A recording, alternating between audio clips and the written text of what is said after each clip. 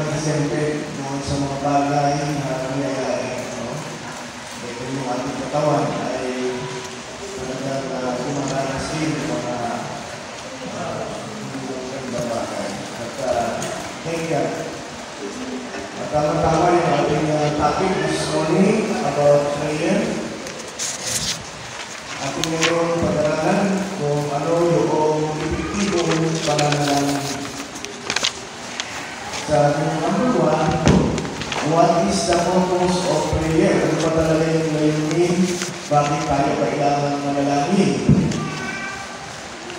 Sabi ng letter 8 is that to move God from you or to change His mind. Pananalangin natin hindi para makuhin yung kaisipan ng Diyos, yung plano ng Diyos, yung kalooban ng Diyos, kundi para ating hingin yung kanyang confirmation. Kasi meron tayong mga request, may mga prayer request tayo sa Diyos. At ang ating inaasahan sa Kanya yung confirmation. Sasagot pa siya ng oo o hindi, o sa kanila nila. Letter B, trying to results and a peace of heart and mind. So, sabi ng Philippians chapter 4, verse 6 to 7. Ang pananalangin natin, yung tamang pananalangin. Laging tinuturo ng salita ng Diyos sa atin ay tayo ay makipag-ugnayan sa Diyos ayon doon sa panuntunan ng Diyos. Yung proper prayer ang kailangan natin. Ibig sabihin ay hindi tayo basta tumutulo sa Diyos at kung ano yung gusto natin sabihin. Let us always remember na ang Diyos Ama ay the same ng parents natin sa laman. Kung ano yung hinihingi ng mga anak sa kanyang magulang, the same purpose why we need to pray. Proper prayer to God. Kasi, although minsan yung mga bata humihingi kahit hindi naman nila kailangan, di ba? So sometimes ngayon din tayo, kaya ang sinasabi dito ay proper prayer. Ibig sabihin ng proper prayer ay yung dapat lang natin hingin sa Diyos. Yun lang dapat natin ipanalangin sa Diyos. Letter C, it is to do you closer to God so that He can prove His sufficiency for you every day. Alam niyo kasi mga kapatid, ating napag-aralan that we are already blessed. Diba? Pinagpaalam tayo ng Diyos. So, bakit kailangan natin manalangin upang sa ngayon lalo tayo magkaroon ng mas malapit na ugnayan sa Diyos at ating makita yung kanyang kapangyarihan, ating makita na kaya niyang i-provide yung lahat ng ating pangangailangan. Ano po ba yung basic needs? Alam niyo po ba ang Bible, ang salita ng Diyos at ang Panginoon sa Kristo mo, ang nagsasabi that ang sabi niya, hindi pa natin hinihingi, di ba? Alam na rin Diyos yung kailangan natin. Ano ba talaga yung needs ng isang tao? Kasi bago nila yung tao, i-provide yung needs ng tao. Ano ba yung basic needs ng tao? Tatlong bagay, di ba? Food, shelter, and clothing. Alam mo kung ginawa ng Diyos yan sa kayakan at kaibang? Yung first creation na ginawa niya ng tao. Ini-provide niya yung pagkain, ini-provide niya yung tirahan, at ipinuprovide niya yung gabi. Di ba nung magkasala sila, nakita nilang sila iba, ay gumawa ang Diyos, nagpatay ang Diyos ng hayop at sila ay binanggan. So, ibig sabihin, yung basic needs po lamang talaga ang kailangan natin. At yung lamang yung kailangan ibigay ng Diyos sa atin. Alam ng Diyos, sabi ko sa number 1, alam ng Diyos yung ating kailangan sa buhay. Yung eksakto nating kailangan na dapat natin hingin sa Kanya. Alam na kasi ganito, gusto kong makita po dito mga kapatid. Ang mundo, ang standard ng mundo, sabi ng mundo, uy, kailangan mo magkabili nito para natin ka. Diba? Kunyari, simple. Sabi ng mundo, kailangan mo lagi yung bagong model ng cellphone para ikaw ay in. Diba? Sasakyan, damit, basta lahat ng bagay kasi in-offer ng mundo, yan kasi yung subject na ginagawa ni Satan para ilayo yung ating attention doon sa totoo nating pangangailangan. Pero ang gusto ng mundo ay hindi tayo masatisfy sa mga bagay na ating tinatanggap. Nakakita niyo yung opposite doon sa kailangan natin na galing sa Diyos.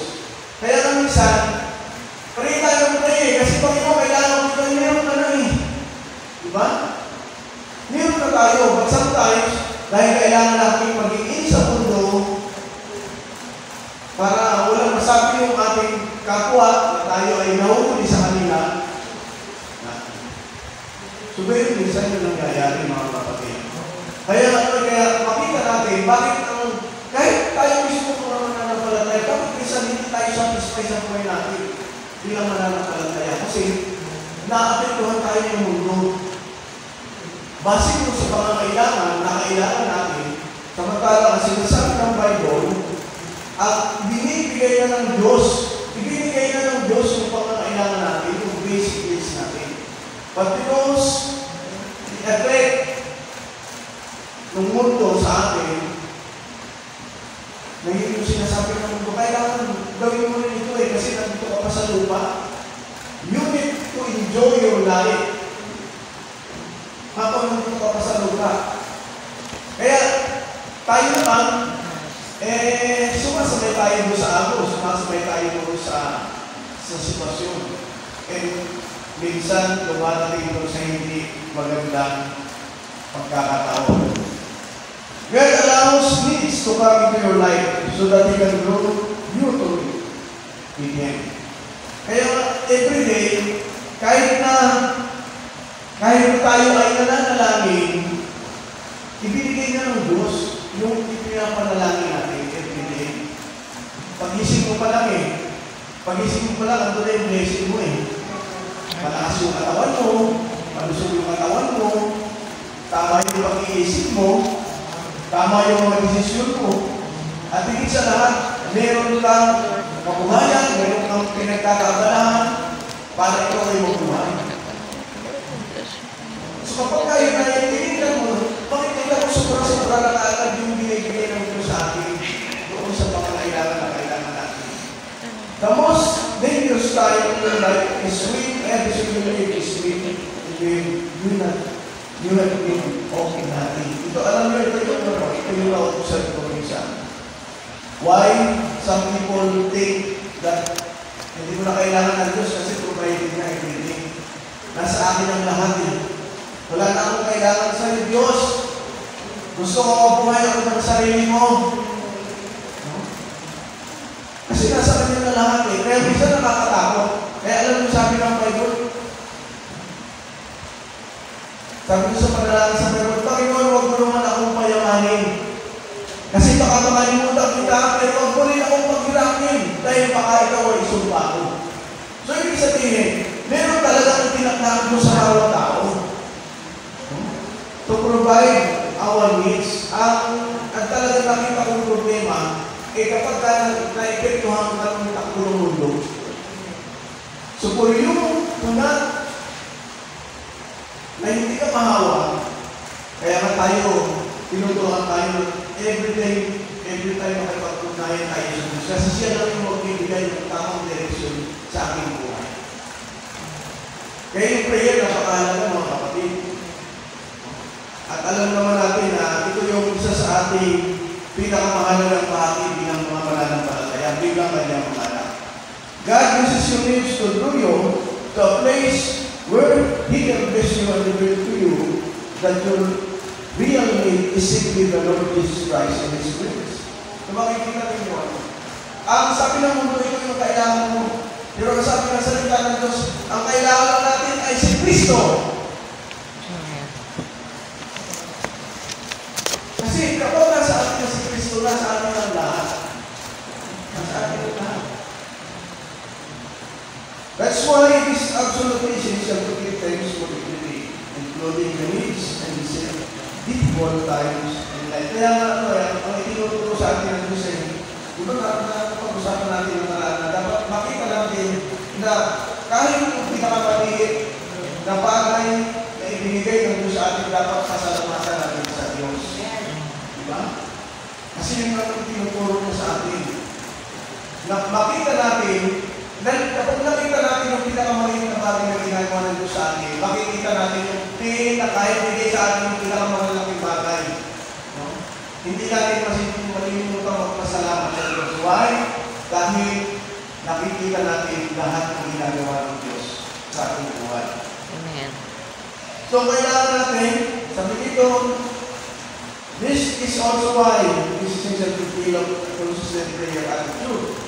The first reaction and people moment is to go to prayer.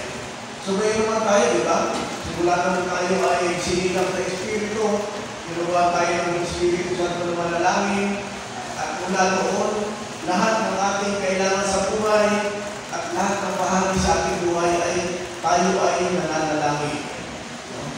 Yun yung isa sa lifestyle dapat ng isang mananampalataya. Kaya ngayon, ang isa nagmugulat ako, Pastor, ipanalangin mo nga ako. Ha? So ayaw ko naman sabihin, bakit hindi mo marunong manalangin? So of course, talagang yung panananginan ay napakahalaga na ito pag-aaral natin. Hindi masama mo mag-prayer request kasi bawat isa sa atin ay meron tungkulin manalangin sa bawat isa. How do I pray? Paano ko manalangin? May it clear that we do not always know how to pray or what to pray for. That's why the Spirit who lives inside you intercedes for you in prayer. So, yung pananalangin ko kasi mga kapatid, itinuturo talaga ng banal na Espiritu yan kung tayo sensitibo. Ibig sabihin, humihingi at nananalangin tayo sa Diyos doon sa mga pangangailangan natin, ayon doon sa tulong ng banal na Espiritu. How we can bring our prayer to God.